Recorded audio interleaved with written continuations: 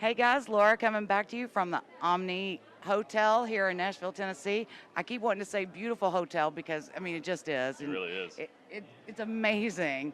I mean I can't afford to stay here, but I can at least look at the chandeliers and stuff. You Right. know, Eat the I don't catering. think I could afford to change the bulbs in some of It those, is, but yeah, it is quite inspiring. it Yeah. is definitely amazing. And again, down here for Country Radio Seminar Week, and I am joined now by Travis Rice. How are you? I'm wonderful. How are you? I'm good. I'm Yeah. I'm the one standing here all day getting to talk to great artists Well, and thank you. getting to the ones that I'm familiar with and the ones that I need to know about. Yeah. So I think this is our I first meeting. need to know about you, Travis.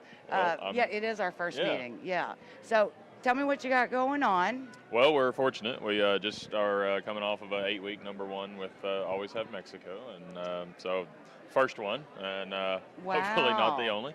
Uh, No, because no. we're about to release another song this spring. It's called "Turn Me On." That's going to hopefully be our good follow-up to that, and then back in the studio between now and then to try to work on the next one. So it's always the next move. But Well, and you know, and that's been a theme too. But I think it's true for artists. If you set a goal and you achieve it, then I mean, well, yeah, you I mean, always have to keep trying for yeah, something it's more something and in more. us. I think it's the creative side. You just you always have to be creating, striving for something, and dealing with something, and songwriting's just overflowing emotions and spitting all that out. And so, I mean, yeah, there's just always new material, new stuff coming at you. Things are changing, so you're just constantly going and trying to reach new heights. Which is great too, though, because I think fans and I know as a fan of country music myself, too.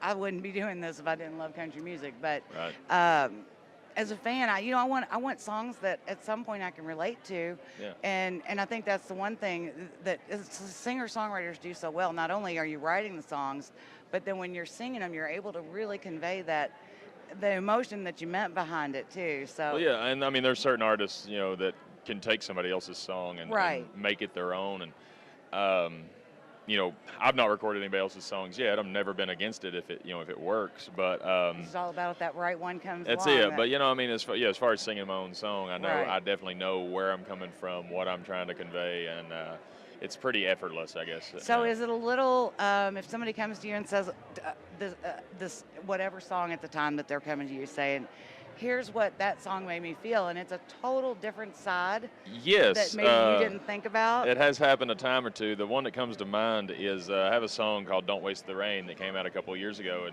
and it's a sexy Sunday raining on Sunday kind of thing. Yeah. Just laying in bed is what I wrote it as, and then it's just something I thought was cool. And then this guy come up to me and he's telling me about it, how big of a fan he is and everything, and he says, "Yeah, man, he said me and my wife used to." He said it just reminds me of my wife, or well, she was his girlfriend, I think. But anyway, he's like, I work construction. He said, so when it rained was my only days off.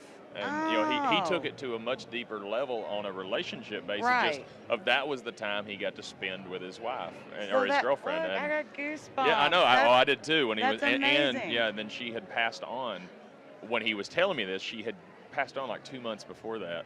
And he's just pouring his heart out about how this song just brought all that back. Damn it. Yeah, I know, right? And so, to me, it was this seemingly not that deep of a song. It was Right. just a nice, Yeah. fun, catchy, sexy song. Yeah. And then he comes to me and has this completely, like, just bottomless depth to it that it meant to him, and I was blown away. I didn't even know what to say. I mean, How it's yeah. amazing. So And- you know what you're trying to say when you say it, but you Right. never know how people are going to Right. interpret it and how Yeah. much more depth it can possibly have. So. Yeah, and that has to mean a lot to you too. To I be like, have you been, know, if you're thinking about, if that's what you're thinking about when you hear, Right. like, that's a lot of pressure too, though. Right. If you ever see him in the audience again, that I can't sing tonight. Right, yeah. It's I don't know. That's what got me in the business, and that's what keeps me in the business is the stories like that. And I've been very fortunate in my short career to have several of those stories, and the things that I set out thinking it's going to take me a lifetime to write a song that's going Right. to be like mean that much to somebody. And so I feel very blessed that I've had a couple of those moments already. And So if but you, it only makes you hungrier for more of them. yeah, because then you're like, oh, okay. Yeah. There's something about an artist's ego that Right. it's not so much that you all are I say you all. I mean, look, this side of it is not the norm either. Right. When we're standing here for 12 hours a day and Right. enjoying everything that we get to talk to you all about, but and I completely forgot where I was going. Welcome to my world. So that song's not going to be a hit. Let's just move on. Yeah, it was going to be good too.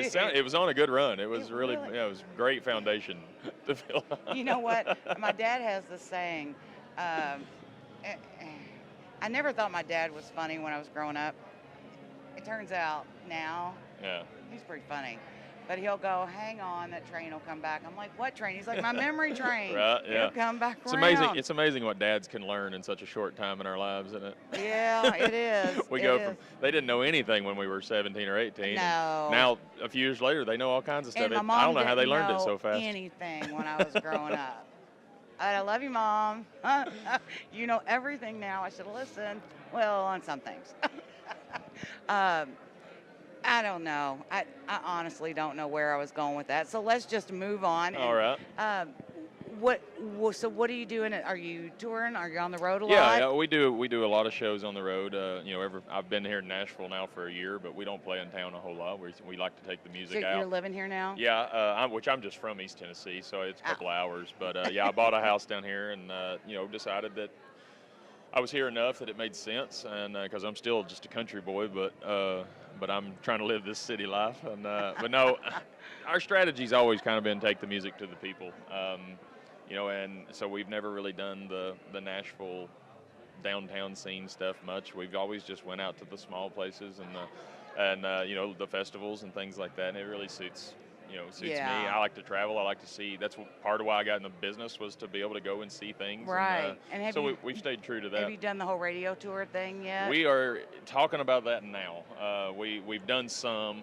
We want to do more, just because, obviously being at the radio seminar, there's a lot of these people we do know now, but a lot Right. we still don't, and so we want to get out and see them. It gives you an opportunity, one, to see how much you really do like life on the road. Right.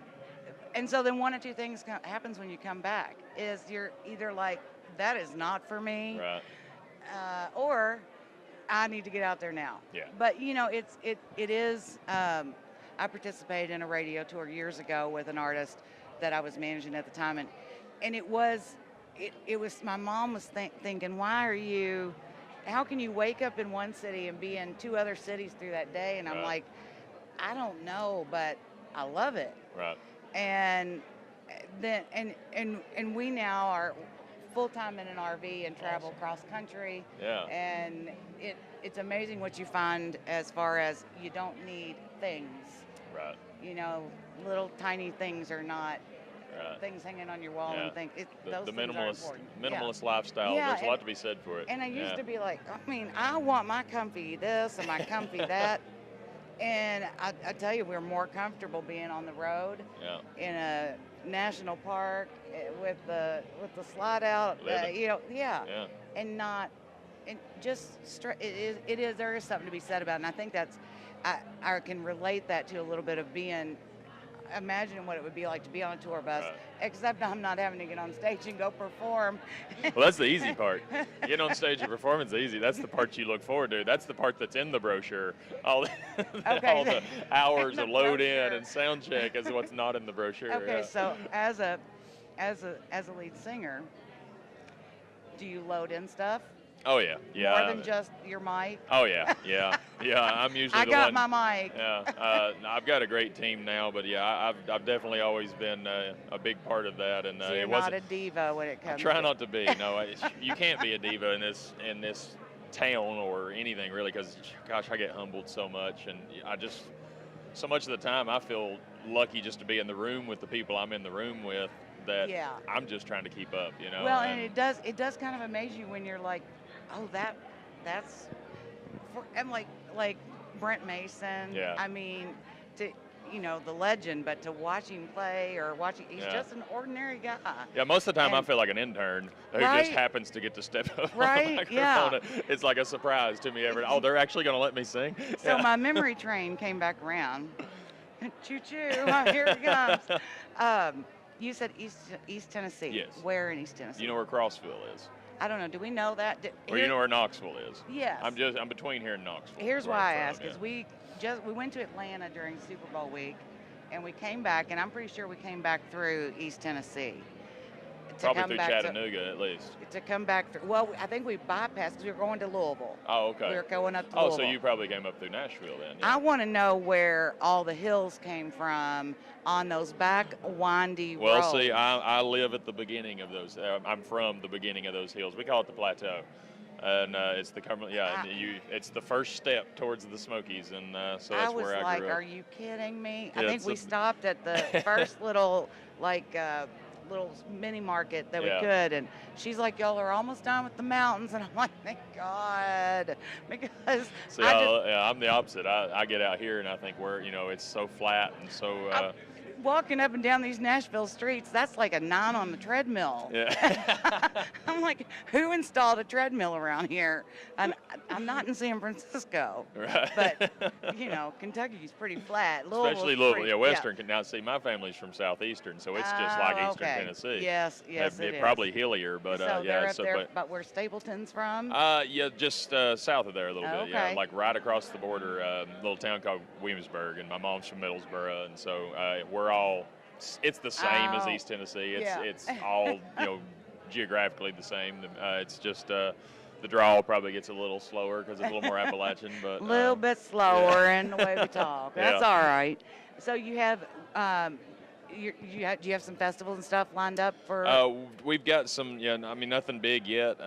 We've just got our normal spots that we try to hit every year, and we're always pushing. We're hoping to got some stuff kind of behind the scenes working that we're really, really hopeful for, and I'm just trying to make sure I do my part to make that happen, and hopefully we'll be able to release that stuff soon. Well, and we wish you the best of luck.